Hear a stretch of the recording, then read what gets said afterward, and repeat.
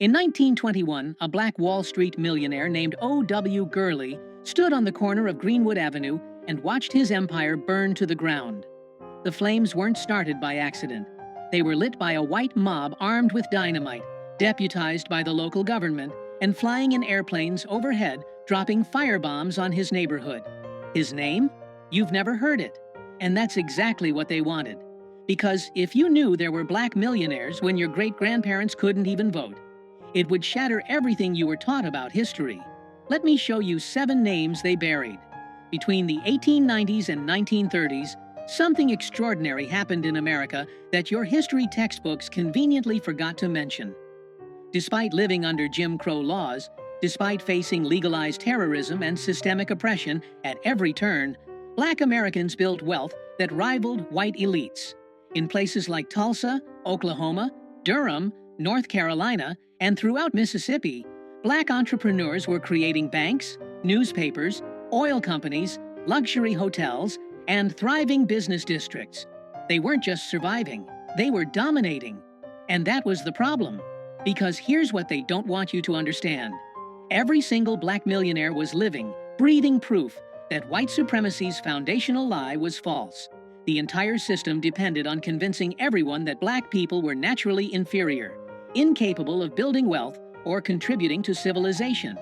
But when Black Wall Street had more millionaires per capita than most white neighborhoods, when black women were out-earning white businessmen, when former slaves were becoming landowners and philanthropists within a single generation, that lie fell apart. So the system did what it always does when threatened. It responded with violence, with legislation, and most insidiously, with erasure. They burned the towns. They drove out the families. They stole the land. And then they wrote the history books as if none of it ever happened. Let's start with the woman who became so successful that white historians literally couldn't handle it. Madam C.J. Walker was born Sarah Breedlove in 1867 to parents who had been enslaved on a Louisiana plantation. She was orphaned by 7, married by 14, and widowed by 20 with a young daughter to feed. She worked as a washerwoman, making barely $1 a day, and she was losing her hair from the stress and the harsh chemicals in the hair products available to black women at the time. So she did what entrepreneurs do. She saw a problem and created a solution.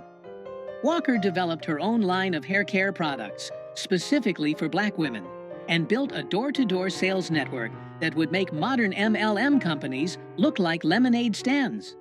By 1910, she was employing thousands of black women across the country, giving them financial independence and purpose in an era when their options were domestic work or nothing. By 1919, she was worth over $1 million, making her America's first self-made female millionaire. Not the first black female millionaire. The first female millionaire, period. She bought a mansion in upstate New York, right next to John D. Rockefeller's estate, just to prove that black excellence belonged everywhere white wealth did. But here's what they did to her legacy. For decades, white historians either erased her completely or credited her success to everyone except her. They said her white lawyer really ran the business. They claimed she just got lucky.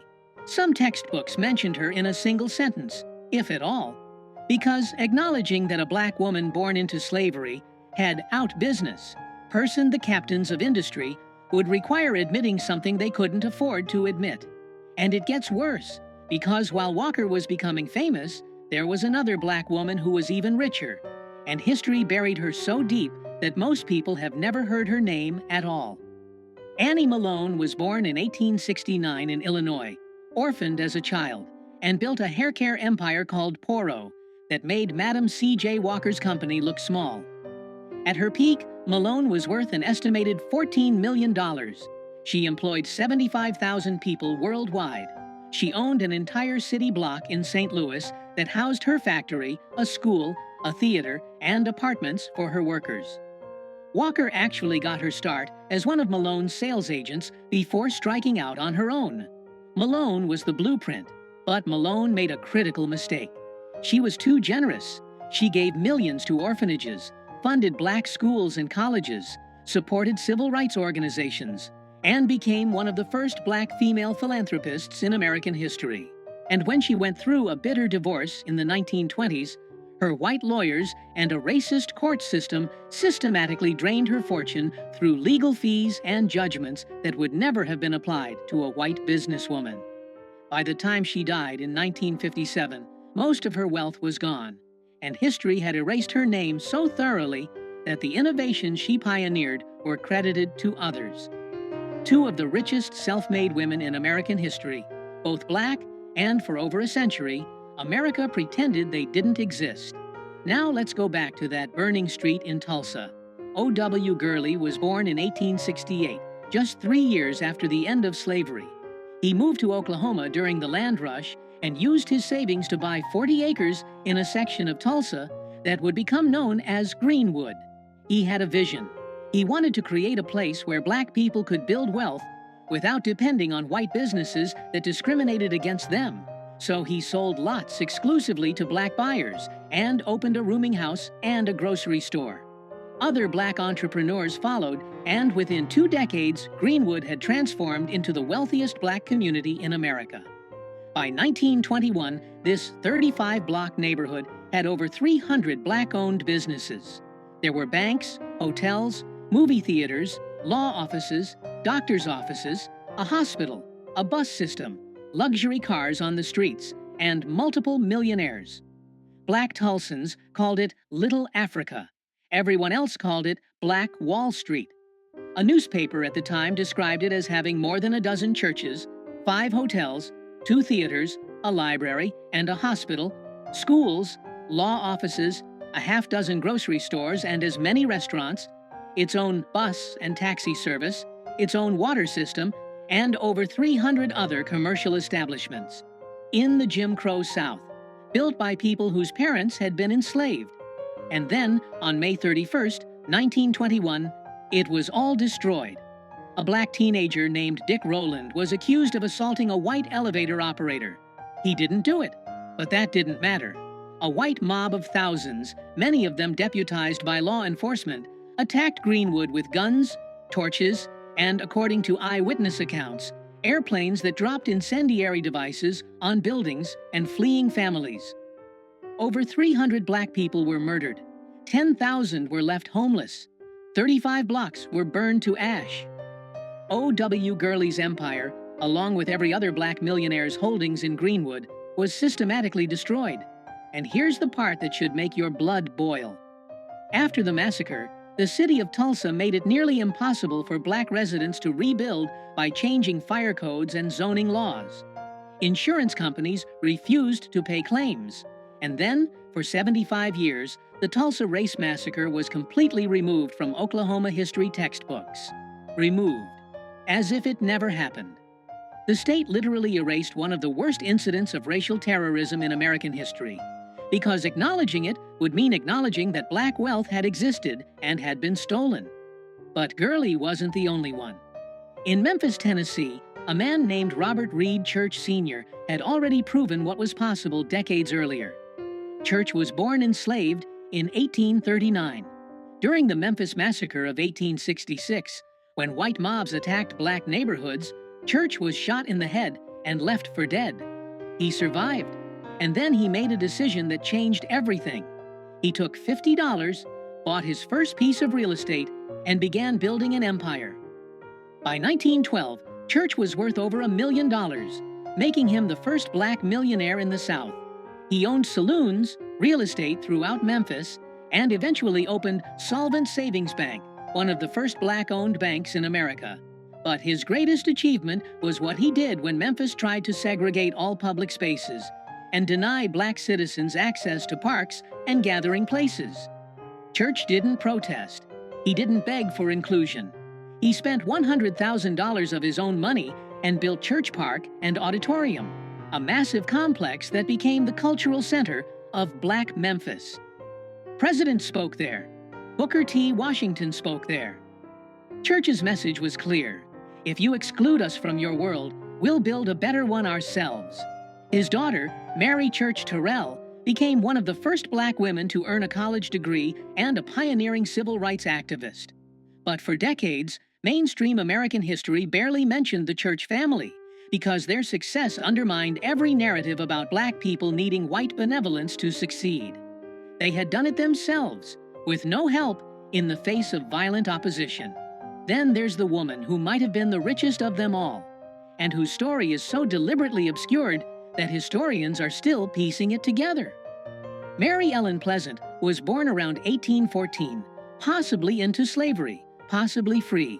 What we know for certain is that by the 1850s, she was in San Francisco working as a cook and investor, and she was secretly one of the wealthiest financiers in the city. Some estimates put her fortune at $30 million in today's money. She used that money to do something extraordinary. She funded John Brown's raid on Harper's Ferry. Yes, that John Brown, the abolitionist who tried to start a slave rebellion. Pleasant gave him $30,000, making her one of the largest financial backers of armed resistance to slavery.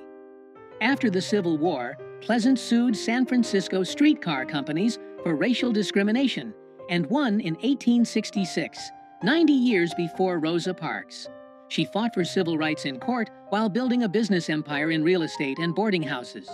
But when she got into a legal battle with a white business partner who betrayed her, white newspapers launched a smear campaign calling her a voodoo queen and a witch. Racist courts sided against her repeatedly, and her fortune was systematically stolen through legal manipulation. By the time she died in 1904, history had forgotten her name almost entirely. The mother of civil rights in California, erased. In Birmingham, Alabama, a man named A.G. Gaston was born in a log cabin in 1892 to parents who had been enslaved. He started with nothing. He sold firewood and peanuts as a child, worked in the coal mines as a young man, and then began building what would become Birmingham's black business empire. Gaston founded an insurance company, a funeral home chain, a motel, a bank, and multiple other ventures. At his death in 1996 at age 103, he was worth $130 million. But Gaston's story isn't just about wealth, it's about resistance. During the height of the Civil Rights Movement in 1963, when Dr. Martin Luther King Jr. came to Birmingham to lead protests, Gaston's motel became the headquarters for the entire campaign. Movement leaders stayed there. Strategy sessions happened there. And when white terrorists bombed the motel in an attempt to kill King and destroy the movement, Gaston rebuilt it. He understood that black wealth wasn't just about money. It was about having the resources to fight back, to provide safe spaces, and to fund the struggle for freedom. That's why they tried to erase these stories. Because black millionaires weren't just rich. They were dangerous to white supremacy. And finally, there's Biddy Mason, whose story might be the most incredible of all. Mason was born enslaved in Mississippi in 1818. In 1848, her master converted to Mormonism and decided to move to California. And he forced Mason to walk the entire 2,000 miles behind his wagon train, herding cattle while caring for her 3 daughters. When they arrived in California, a free state, Mason's master tried to move them all to Texas to keep them enslaved. But Mason had learned something on that long walk. She had learned her own worth. She sued for her freedom in 1856, and she won. With no education and no resources except her skills as a nurse and midwife, Mason began buying property in Los Angeles. Piece by piece, block by block.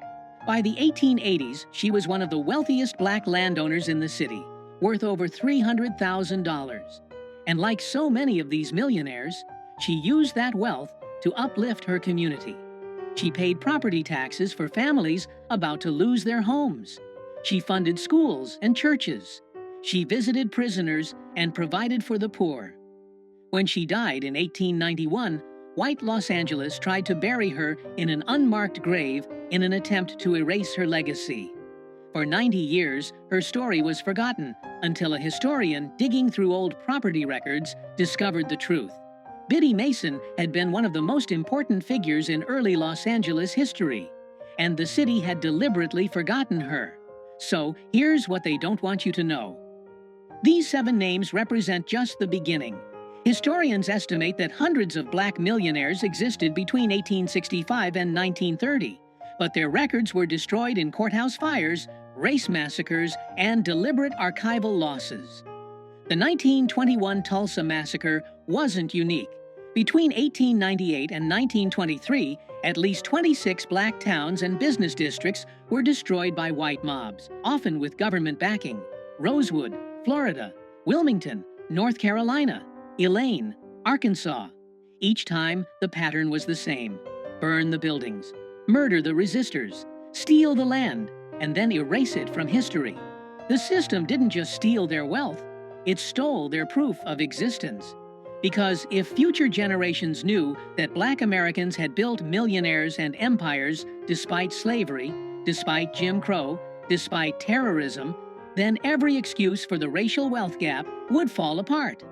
People couldn't say black people just need to work harder when the evidence shows they did work harder and their work was literally burned to the ground.